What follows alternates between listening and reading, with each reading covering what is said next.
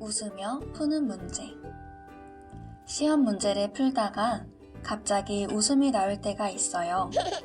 첫 번째, 아는 문제가 없을 때. 두 번째, 아는 문제일 때. 세 번째, 미리 예고된 문제가 나올 때.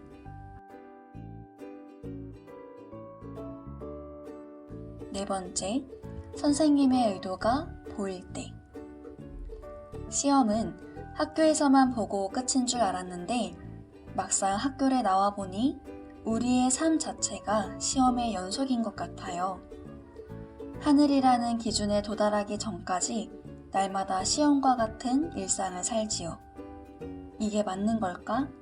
저게 맞는 걸까? 매 순간이 선택의 연속이에요.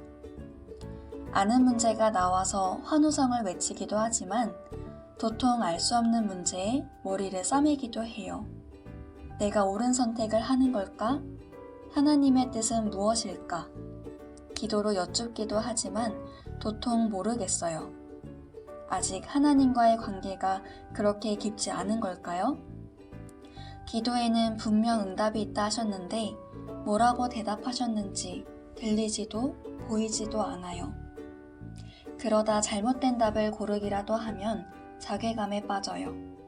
하나님께서 왜 나에게 이런 시험을 주시나 원망스럽기도 해요. 하지만 여러분, 우리를 시험에 들게 한 건 하나님이 아니시래요. 시험을 당할 때 아무도 내가 하나님께 시험을 당하고 있다 라고 말하지 마십시오. 하나님께서는 아무도 시험하지 않으십니다. 사실은 사람이 자기 욕심에 끌려서 유혹을 당하고 함정에 빠지게 되는 것입니다. 우릴 어려움에 빠뜨린 건 바로 나 자신이래요. 아무리 훌륭한 선생님, 좋은 문제집이 있어도 문제를 풀지 못한 이유는 결국 내가 공부를 하지 않았기 때문인 것처럼 말이에요.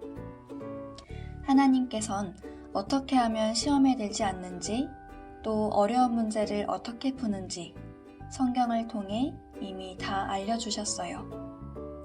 하지만 우린 종종 아는 문제도 틀릴 때가 있죠. 그럴 땐 문제의 의도를 생각해 보세요. 아무리 어려워 보이던 문제도 문제의 의도를 알아채면 답을 적기 쉬워지듯 이 시험을 허락하신 하나님의 의도를, 이 어려움을 허락해서라도 더 좋은 무언가를 알려주길 원하시는 그분의 사랑을 알게 되면 문제는 더 이상 어렵게 느껴지지 않을 거예요. 그 답 또한 알고 계시는 하나님 곁에 꼭 붙어서 알려주시는 걸 빨리 배우면 되거든요.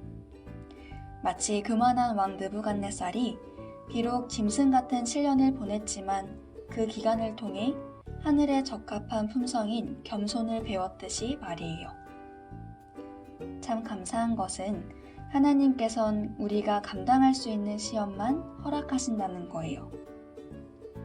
내 형제들아, 너희가 여러 가지 시험을 당하거든 온전히 기쁘게 여기라.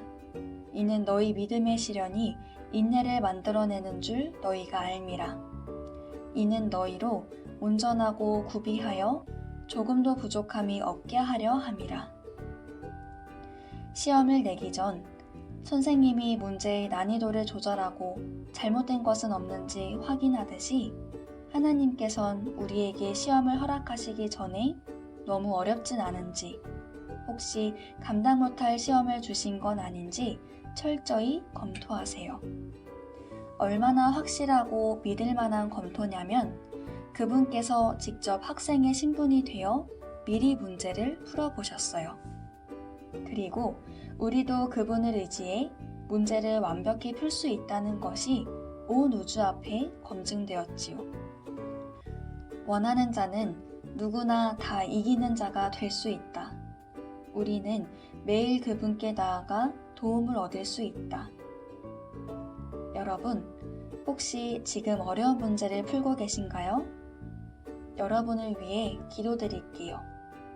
지금 풀고 있는 문제 속에서 자신의 솔직한 상태와 하나님의 의도를 빨리 알아챌 수 있기를요. 그래서 얼굴 가득 찌푸린 인상이 승리의 미소로 바뀌길 말이에요. 우리 웃으며 다시 만나요.